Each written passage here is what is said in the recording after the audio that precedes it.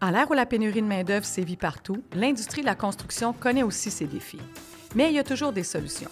L'Association de la construction du Québec, en collaboration avec le Comité sur l'accès et le maintien des femmes dans l'industrie de la construction, souhaite vous présenter des femmes de l'industrie et leur métier.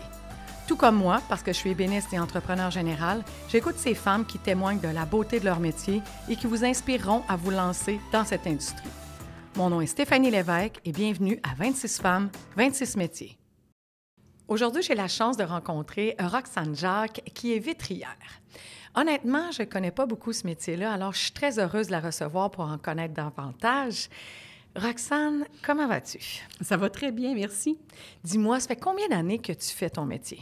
38 ans. 38 ans comme vitrière. Oui, exactement. Donc, tu aurais sûrement beaucoup de choses à nous raconter, là. J'ai l'impression que ça va être fluide comme conversation tous les deux, là. Je pense que oui. Oui. En 38 ans de métier, j'imagine que oui. Dis-moi, je sais que le métier a évolué à travers le temps, mais toi, à la base, quand tu as commencé il y a 38 ans, comment ça a démarré tout ça, ce projet-là, là? Bien, ça a commencé quand j'étais à l'école. Premièrement, il fallait choisir un métier. Donc, je voulais m'en aller policière. Donc, là, j'ai parlé à l'orienteur et puis il m'a dissuadée. Je n'étais pas assez forte à l'école en mathématiques. Donc, j'ai dû prendre une autre option. Alors, en sortant de l'école, il y avait une annonce d'une grosse compagnie de portes et fenêtres qu'on connaît très bien aujourd'hui qui cherchait des employés. Et je me suis dit, bien là, il faut que je me trouve un travail. Donc, je vais aller faire application. J'ai fait application là et puis je suis devenue vitrailliste, montage de vitrail. Et puis, j'ai fait de la découpe de verre. Et là, ça m'a comme allumé de ce côté-là. Je me suis dit, oh wow, ça, je veux faire ça dans ma vie, moi, couper de la vitre. Donc, c'est un petit peu... ça, c'était mon début. Et par la suite, c'est ça, j'ai rencontré un copain qui avait une vitrerie et tout. Donc, on a été dans le domaine du verre pendant 20 ans. Avec le temps, j'ai pris des cours aussi. Pour te perfectionner. Me perfectionner, à couper de la vitre et tout. Et j'ai été aussi côté artistique dans le vitrail aussi. Donc, j'ai fait du thermoformage, des cours de thermoformage, de fusion, de la grisaille. C'est de la peinture sur verre cuit, là, comme ancestrale. Et puis, j'ai pris des cours de plan et devis, des cours d'AutoCAD. Moi, je suis une curieuse, une passionnée, donc j'en voulais plus toujours. Alors, à chaque fois que j'allais travailler quelque part dans une nouvelle vitrerie, bien, j'avais toujours des nouveaux défis. Donc, je reprenais des cours pour telle affaire, ce qui m'a fait grandir dans tout ça et d'apporter un bon bagage d'expérience aussi, là. C'est ça, parce que là, aujourd'hui, en 2023, on écoute le balado et on veut devenir vitrière comme toi. Ça porte un autre nom, le cours, là. Oui. Le cours s'appelle monteur mécanicien vitrier. Avant, c'était monteur mécanicien. Maintenant, ils ont rajouté vitrier. C'est un cours de DEP qui se donne aussi où on peut rentrer par le bassin. C'est-à-dire que si tu rentres par le bassin, tu n'as pas à faire les cours de 14 mois. Tu rentres directement sur les chantiers, tu accumules tes heures et tu vas monter avec des cartes selon le nombre d'heures que tu fais. Donc, ils vont ajuster ton salaire en conséquence. Si tu passes par le DEP, tu vas avoir l'expérience. Tu vas apprendre à couper du verre, tu vas apprendre à faire du plâtre, tu apprends toutes sortes de choses dans le DEP, ce qui va peut-être pas t'emmener nécessairement à être vitrière, mais qui va t'apporter un autre métier. Tu peux t'en aller, les structures d'acier, tu peux faire l'ébénisterie aussi et tout. Donc, ça l'aide à trouver aussi là-dedans un chemin.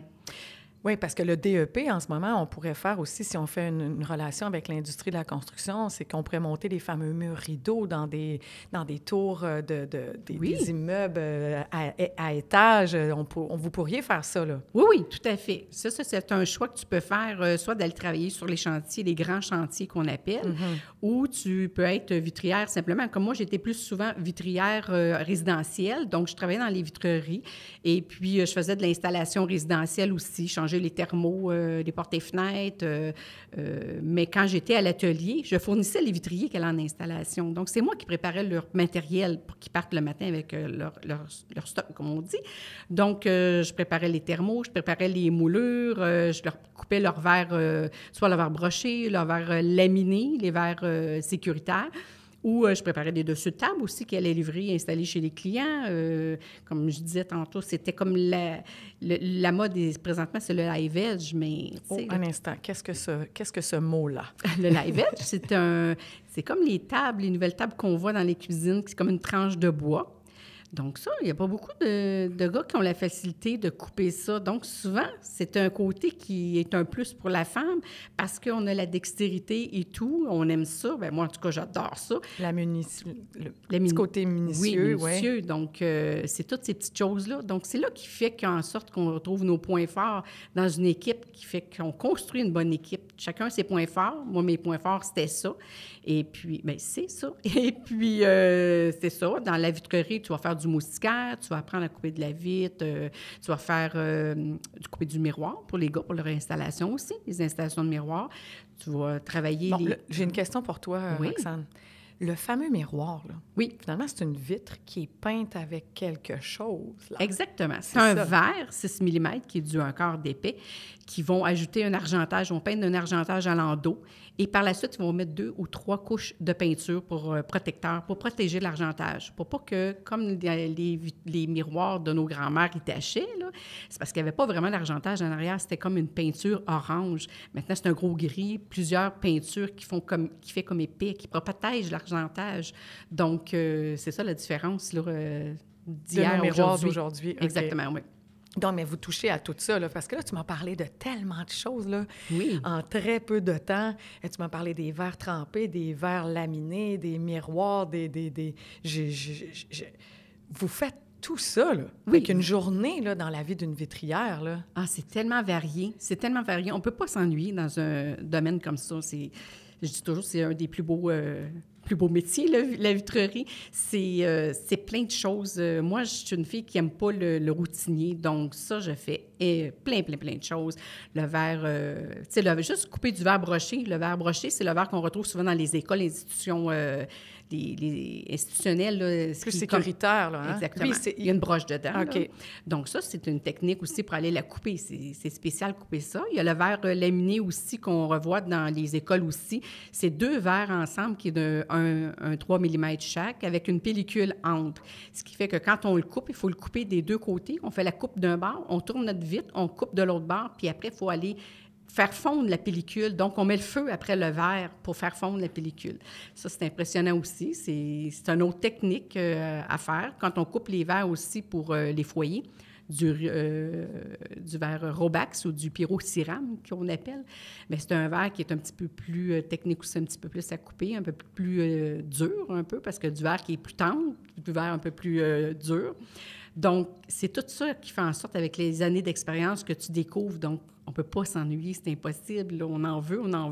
C'est curieux, mais c'est sûr que tu tanneras jamais. Tu ne veux jamais le lâcher. Tu ne vois même pas le bout de ton métier parce qu'on apprend tous les jours. Mais là, si ça fait 38 ans que tu es dans ce métier-là, j'imagine que, en fait, comment c'était au début, il y a 38 ans? Oh, ça, c'est une très bonne question.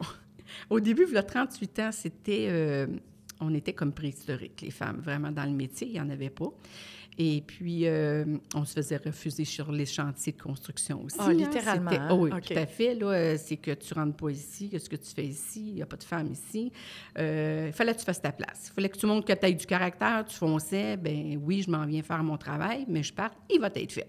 Il fallait que tu montres vraiment ton caractère. Maintenant, depuis quelques années, on ouvre beaucoup les chantiers pour les femmes et c'est tellement extraordinaire. Les femmes sont accueillies avec les hommes là, à bras ouverts. Là. C'est indescriptible. Là. C'est vraiment le jour et la nuit d'œuvre là, au début. Là. Maintenant, ils vont t'aider, les gars vont t'aider, ils vont te donner des bons conseils, ils vont te faire évoluer beaucoup plus vite. C'est vraiment, vraiment différent. Vraiment. Ah, j'en doute pas. Puis on le ressent aussi sur les chantiers puis dans l'ambiance générale. Là. Dis-moi, le verre, là, il est coupé tout le temps en usine, là.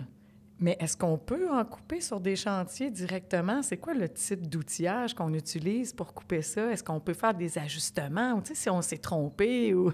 Oui, ça, tu peux faire des ajustements. C'est sûr que ce n'est pas l'idéal selon la dimension du verre ou du miroir, là. Le miroir, en général, va se couper en atelier parce qu'on a une table, souvent, c'est des tables à air, là, puis on coupe toute notre vitre là-dessus avec un coupe-verre. Avant, c'était des pointes de diamant. Maintenant, c'est du carbure avec lequel on coupe avec de l'huile.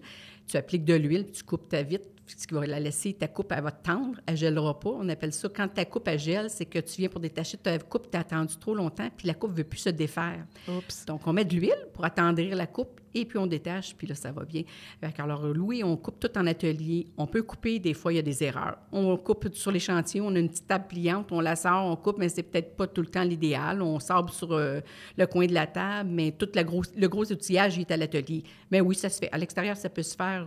On se débrouille comme on peut. Il y a toujours moyen de se débrouiller, mais pour les erreurs, là. Roxane, parle-moi un peu du côté sécuritaire du travail, là. Est-ce que vous avez des normes particulières à respecter ou comment on fait pour se protéger là, quand on fait ce métier-là? La première des choses, c'est qu'on a des lunettes de sécurité. Ça, c'est bien important. Des fois, on les oublie, mais ça les prend, les lunettes de sécurité. Quand tu as eu une vitre ou deux dans l'œil, à un moment donné, là, tu le sais que ça prend tes lunettes. Ça prend des gants aussi pour couper du verre, même si on aime bien les vitriers. En général, on coupe de la vitre sans gants. Ça prend des gants, parce que c'est drôlement dit, le verre, plus il est mince, plus il est dangereux. Plus il coupe, on dit, il fait une belle coupe. Ça veut dire que si tu te coupes, ta cicatrice, ouais, elle va bien prendre un verre plus épais, bien, ça coupe moins bien. Mais on en a toutes des cicatrices, les vitriers, ça vient avec le métier, puis c'est pas grave. Alors, ça, puis on a des poignets aussi pour se protéger, aussi les bras, pour pas s'ouvrir les bras, puis tout ça. Ça aussi, ça l'a déjà arrivé sur des chantiers. Ouais. À coucher des verres, c'est nos feuilles. Ils ont souvent du 96-130, des grandes feuilles. Ça pèse en moyenne 250 livres la feuille quand on la lève. Oh, quand même! Donc, quand tu es dans une petite vitrerie, bien, on les lève à bras. C'est vraiment levé à bras. On n'a pas de chariot élévateur, des ventouses électriques, puis tout ça dans les petites vitreries. On n'en a pas, donc on sort les bras. Donc, Roxane, elle a levé aussi des verres. Oui, j'en lève encore jusqu'à du 250 livres. Mais là, on commence un petit peu en vieillissant à modérer un petit peu là, le poids. Mais oui, c'est ça. Les feuilles, en général, c'est du 250 livres. Fait que ça, on couche ça sur la table. Et le verre, drôlement, ça a une flexibilité, au contraire, que les gens, ce qu'ils ne pensent pas. Le verre, si tu le prends, ta feuille de 96-130, tu la prends sur le côté, mais moi, je peux facilement la lever un 4-5 pouces d'un bord, puis elle ne cassera pas de l'autre côté, là. J'ai fait faire des waves, là, comme on dit, là, en expression anglaise, puis ça fait des vagues, fait que ça me permet de rentrer de l'air en dessous de ma vitre pour pouvoir la placer sur ma table. Oui, fait que c'est quand même flexible, un verre, autrement, de qu'est-ce qu'on pense, là. Puis le verre, on peut le couper de toutes les formes qu'on veut, là. Rond, oui, en cœur, on pourrait écrire, oui, Roxane, on pourrait faire ce qu'on veut avec un... On a des limites. Okay. Oui, c'est ça. Si tu accentues trop ta coupe sur ton verre, bien, tu vas l'affaiblir. C'est-à-dire que si tu fais trop une coupe concave à l'intérieur, bien, ça l'affaiblit ton verre. Fait que si tu viens pour peser dessus, bien, ton verre peut casser. Fait qu'on a certaines limites sur les tables, comme je disais tantôt, le live edge, la table... de bois, bien, il y a certaines limites à aller chercher ton verre. Mais c'est assez impressionnant ce qu'on peut aller chercher, vraiment. Puis il y a des façons aussi de polir pour enlever de la faiblesse dans ton verre aussi. Pour lui donner de la rigidité, on va aller le sabler d'une certaine façon qui va faire que ça va tenir plus ton verre aussi, là. Ouais. Tu m'as parlé tout à l'heure que tu étais une femme curieuse, que tu aimais toucher à tout. Tu m'as parlé aussi d'un petit côté artistique. J'aimerais que tu m'en parles un peu de ce côté artistique-là là, que tu as développé avec ton métier. Oui, c'est ça. Au début, je coupais du verre et tout. Et puis, à un moment donné, j'ai vu quelqu'un qui faisait des vitraux. Donc, je me suis dit, bien, ça fait partie quand même... de mon métier. Donc, j'ai décidé de prendre un cours de vitrail. Donc, j'ai aimé ça. Donc, comme dans tout mon métier, j'ai voulu aller plus loin. J'ai pris des cours de thermoformage pour faire fondre le verre. Je me suis acheté un four à verre. J'ai fait de la fusion. J'ai fait, c'est ça, de la grisaille, comme je disais aussi, de la peinture sur le verre. Et c'est devenu comme mon hobby, mais connexe à mon travail. Ah oui, OK. Fait que toi, tu as réussi à prendre ce métier-là, à le transformer un peu avec tes besoins à toi, tes couleurs à toi. Tu vois, moi, j'avais l'impression que c'était une matière qui était un peu froide. Puis finalement, depuis tout à l'heure, tu m'en parles. Puis, mais tu sais, c'est sûr, toi, t'es passionné, là. Puis là, c'est sûr, tu me donnes l'envie, là, finalement, de toucher au vert. Mais j'avais l'impression que c'est ça, une matière un peu froide qu'on pouvait pas tant que ça, s'approprier puis remodeler puis tout ça. Mais toi, tu me dis que tu peux faire ce que tu veux avec du verre, là. On peut faire n'importe quoi. N'importe quoi. Roxane, je vais être honnête avec toi, je pense que tu as donné l'envie à pas mal de monde. En tout cas, moi, je connaissais pas beaucoup ce métier-là, puis je t'écoute parler, puis on pourrait discuter ensemble encore super longtemps. Dis-moi, en finissant, est-ce que tu voudrais devenir prof ou est-ce que tu aimerais transmettre tes connaissances? Ou peut-être tu l'es déjà, puis tu me l'as pas dit, là. Bien, c'est ça, je te l'ai pas dit, mais oui, je suis en train de faire ça. C'est J'ai génial. commencé à donner des cours dans une école professionnelle. Je veux faire des conférences aussi. Je veux travailler beaucoup pour aller sur les conférences parce que je me rends compte que nos jeunes de secondaire 2, 3, 4, 5... Connaissent pas beaucoup le métier. connaissent pas le métier du tout. Et puis, c'est ça, ils savent pas qu'est-ce que c'est un vitrier ou une vitrière. Donc, je voudrais aller beaucoup en parler dans les écoles. Je voudrais beaucoup enlever aussi la peur des filles d'aller dans les métiers non traditionnels aussi. Ça, c'est primordial parce que les gars sur les chantiers, là, ils les attendent. Ils les attendent, ils sont super bien accueillis. Ils ont des belles... ils ont tout pour y aller présentement, là. Ils ont vraiment, vraiment tout. C'est le temps de rentrer, soit par les bassins ou par les DEP. Moi, je réfère beaucoup le DEP parce que je me dis que ça peut leur donner d'autres options aussi. Et puis, ça l'aide aussi. Ils ont tout de suite leur cours. Tandis que ceux qui rentrent par les bassins, des fois, bien, ça dépend dans quelle équipe que tu tombes. Des fois, il y a des jeunes, des gens qui ne veulent pas trop te transmettre leur information. Donc, tu es limité. Ils vont te faire ramasser peut-être de la cochonnerie sur les chantiers. Des fois, au lieu de te montrer le métier. Donc, c'est peut-être moins intéressant. Le cours est seulement 14 mois. C'est pas long pour une vie. C'est vraiment pas long. Donc, les filles, là, il est temps qu'ils y aillent. Notre place est là, puis ils attendent. Ils attendent autrement que il y a plusieurs années. Donc, il faut vraiment enlever les peurs, la peur des filles de rentrer sur les métiers non traditionnels. Il faut absolument qu'ils aillent y goûter, en tout cas. S'ils ont peur, allez-y, goûtez-y. Ils ne vont pas vous manger. Vous allez pouvoir sortir si vous n'aimez pas ça, mais je vous confirme que vous allez rester, je suis convaincue. Bien, en tout cas, Roxane, tu nous as convaincus. En tout cas, moi, je te prendrais comme prof, moi, n'importe quand. Bien, moi aussi, je te prendrais. Comme étudiante, oui. Tout à fait, oui. Merci beaucoup d'avoir partagé ta passion avec nous. Bien, ça me fait plaisir, merci. Plusieurs actions concrètes ont été mises en place par l'ACQ pour notamment informer les entrepreneurs sur l'existence des différentes mesures disponibles pour favoriser l'intégration des femmes dans l'industrie. Pour en savoir plus sur nos différentes initiatives et nos contenus exclusifs, rendez-vous sur acq.org/Femmes Industrie. Ce balado est une présentation de Fiers et compétents. Contactez vos agents de promotion pour en apprendre plus sur le programme de formation des femmes en entreprise.